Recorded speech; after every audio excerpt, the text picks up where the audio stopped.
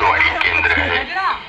इस संगीत के बेला में आपको लेकर चलते हैं उस दौर के सुपरहिट गीत दिलीप सड़ंगी और लपिता मिश्रा के स्वर में, जिसमें संगीत दिया है डीजे सागर।